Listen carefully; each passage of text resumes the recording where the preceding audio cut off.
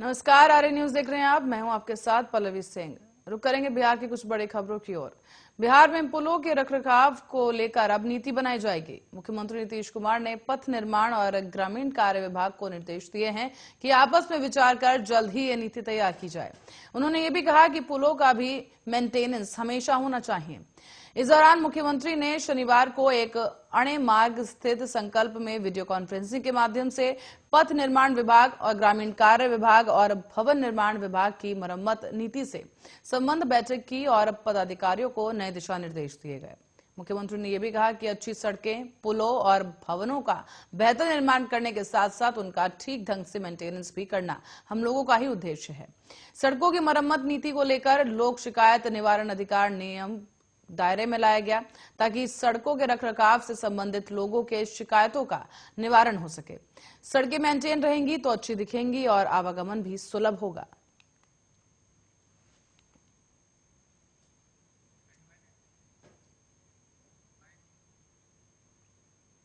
तो वहीं उत्तर प्रदेश में होने वाले चुनाव को लेकर मुख्यमंत्री नीतीश कुमार की पार्टी जेडीयू ने शुक्रवार को स्टार प्रचारकों की लिस्ट जारी की है।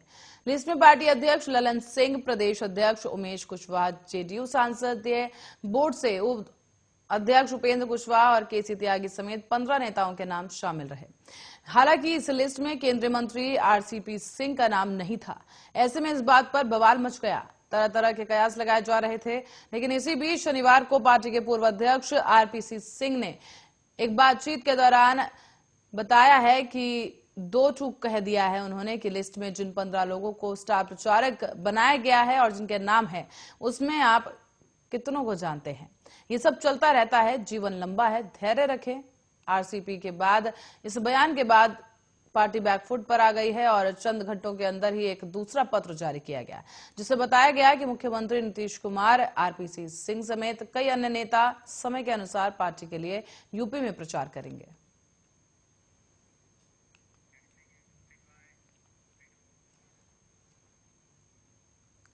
तो वहीं बिहार विधान परिषद के 24 सीटों पर होने वाले चुनाव को लेकर भाजपा और जेडीयू के बीच लंबे समय से चल रही तकरार का अंत हो गया है। बताया जा रहा है कि बिहार के सीएम नीतीश कुमार से मुलाकात की गई और भाजपा के बिहार प्रभारी भूपेंद्र यादव के बीच सीटों के बंटवारे के मुद्दे को लेकर लगभग 1 घंटे तक विचार किया गया। इसके बाद दोनों पार्टियों की तरफ से चुनाव में सीट बंटवारे को लेकर सहमति बन गई और पिछले कई दिनों से जेडीयू चुनाव के सीट बंटवारे में 50-50 फॉर्मूले पर ही चलने की बात कही जा रही है, जबकि बीजेपी 13-11 के अनुपात में सीट बंटवारे की बात पर अड़ी हुई थी। लेकिन अब माना यह जा रहा है कि दोनों दलों के बीच आधे-आधे सीटों पर चुनाव लड़ने की सहमति बन गई है। हालांकि दोनों पार्टियों की तरफ से इसको लेकर आधिकारिक घोषणा नहीं हुई है, लेकिन इससे पहले भूपेंद्र यादव मुख्यमंत्री नीतीश कुमार के आवास पहुंचे, जहां नीतीश कुमार ने गर्मजोशी के साथ उनका स्वागत किया है। इस दौरान दोनों नेताओं ने बिहार में एनडीए की वर्तमान स्थिति पर करीब 1 घंटे चर्चा की। आगे बढ़ेंगे, रुक करेंगे अगली खबर की ओर। बिहार के कैमूर जिले में शनिवार की देर रात 3 घूसखोर सैप जवान को गिरफ्तार किया गया है। तीनों जवान जिले के मोहनिया समेकित जांच चौकी पर अवैध वसूली कर रहे थे और इसी दौरान गुप्त सूचना के आधार पर सिविल गाड़ी और सिविल ड्रेस में छापेमारी करने पहुंचे मोहनिया अनुमंडल के पुलिस पदाधिकारियों ने इन तीनों ही जवानों को गिरफ्तार कर लिया है। बता दें कि रंगे हाथों इन्हें अवैध वसूली करते हुए दबोच लिया गया और अपने साथ मोहनिया थाना लेकर इन्हें अधिकारी पहुंचे। तो वहीं पूछताछ के बाद तीनों को जेल भेज दिया गया। बता दें कि मोहनिया समेकित जांच चौकी पर उत्तर प्रदेश से बिहार में प्रवेश करने वाले ट्रकों और बसों से बिहार सरकार के विभिन्न विभागों के अधिकारी संबंधित कर वसूलते थे और उसके बाद राज्य में वाहनों की एंट्री दी जाती थी। लेकिन अपनी जेब भरने के लिए पुलिस के जवान अवैध उगाही में लगे हैं, जिससे राज्य सरकार को राजस्व का नुकसान हो रहा है। ऐसे में इस संबंध में लगातार मिल रही शिकायतों के बाद अब वरीय अधिकारियों ने आदेश जारी किया और आदेश अनुसार टीम गठित कर इस पूरे मामले की जांच की गई है।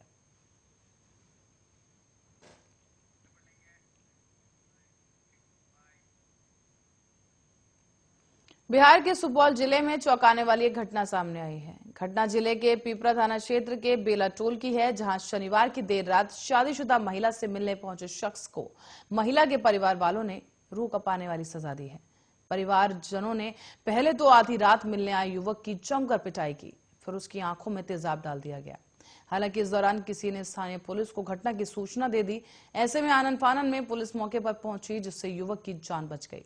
पुलिस ने फिलहाल घायल युवक को भीड़ से छुड़ाया और फिर इलाज के लिए सदर अस्पताल में युवक को भर्ती कराया गया है। घायल युवक की पहचान सिकंदर मंडल के रूप में की गई, जो कि पीपरा थाना क्षेत्र के पथुरा दक्षिण पंचायत का रहने वाला है। बीती रात को वो बेला टोल निवासी गीता देवी से मिलने आया था। हालांकि इस बात की भनक जब गीता देवी के परिवार वालों को लगी तो उन्होंने पहले उसकी पिटाई की और फिर उसकी आंखों में तेजाब डाल दिया गया।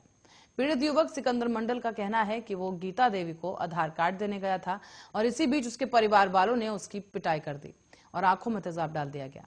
हालांकि इस मामले में जब सुपौल एसपी अमरकेश ने पूछा तो उन्होंने युवक की आंख में तेजाब डालने की बात से इनकार कर दिया। उन्होंने कहा कि इस पूरे मामले की फिलहाल जांच की जा रही है और जो भी दोषी होंगे उन पर कार्रवाई की जाएगी।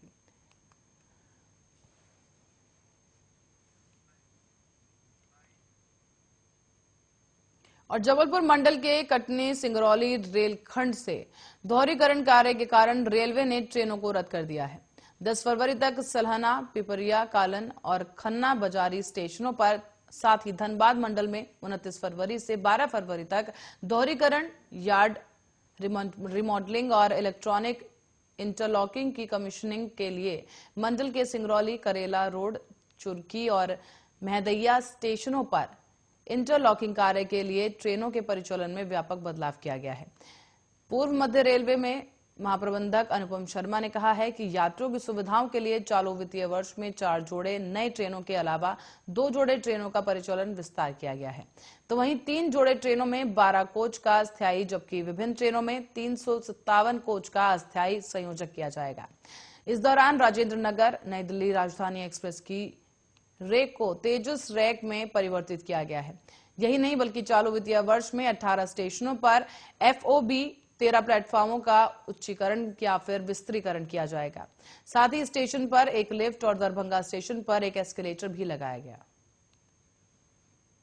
और गया में सेना का माइक्रोलाइट एयरक्राफ्ट शुक्रवार सुबह को क्रैश हो गया है। एयरक्राफ्ट क्रैश होकर एक खेत में जा गिरा, जिससे इसका पहिया क्षतिग्रस्त हो गया है।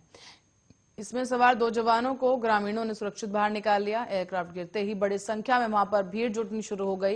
एयरक्राफ्ट बोधगया इलाके में सबदलह बिघा गांव में गिरा है और क्रैश होने की वजह तकनीकी खराबी बताई जा रही है। घटना की सूचना मिलते ही आर्मी के जवान भी मौके पर पहुंच गए। लोगों ने इस सड़क तक पहुंचाया जहां से सेना की गाड़ियों में इसे एयरबेस से ले जाया गया है। इस दौरान आपको बता दें कि एयरक्राफ्ट की डिजाइन इस तरीके से की जाती है कि किसी तरह की अनहोनी की स्थिति में जान माल का नुकसान नहीं हो। माइक्रोलाइट एयरक्राफ्ट को कम ऊंचाई पर ही ट्रेनिंग दी जाती है। हादसे के बाद एयरक्राफ्ट के पास बड़ी संख्या में लोग जुटने शुरू हो गए। नजदीक जाने पर 2 लोग उसमें फंसे हुए दिखाई दिए। कड़ी मशक्कत के बाद ग्रामीणों ने दोनों को बाहर निकाला और यहां मौजूद एक ग्रामीण ने बताया कि काफी पहले से ही एयरक्राफ्ट आसमान में कुलांचे मार रहा था और इसकी आवाज भी काफी ज्यादा आ रही थी। इस दौरान अचानक ही खेत में गिर पड़ा। भारतीय सेना के सूत्रों के अनुसार यह स्पष्ट किया गया है कि ग्लाइडर बिहार में गया में आर्मी एडवेंचर विंग नोड का था और जो कि ट्रेनी को माइक्रोलाइट ग्लाइडर पर परीक्षण देते हैं।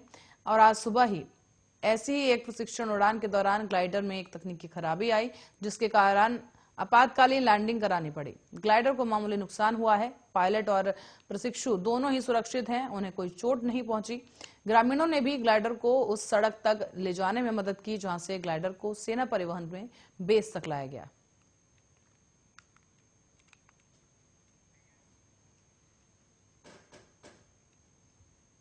और पटना में रविवार को कोरोना के 271 नए संक्रमित मरीज मिले हैं। इसमें से 16 फॉलोअप्स हैं और 271 में से पटना में 155 रहने वाले मरीज शामिल हैं, जबकि बाकी जगहों की अगर बात करें तो बाकी संक्रमित अन्य जिलों के हैं।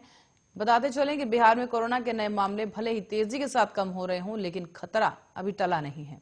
राज्य में 24 घंटे के अंदर 6 लोगों की कोरोना से मौत हो गई, जबकि मासूमों पर संक्रमण का असर देखने को मिला है। पटना में एम्स और 24 घंटे में एम्स में 5 साल तक के 6 मासूम भर्ती हुए हैं। ऐसे में एक्सपर्ट्स का यह भी कहना है कि कोरोना का केस कम हुआ है, लेकिन खतरा बीमार लोगों पर है और अभी भी दूसरी लहर की तरह ही खतरा बना हुआ है। ऐसे में सुरक्षा को लेकर पूरी तरह से अलर्ट रहना होगा।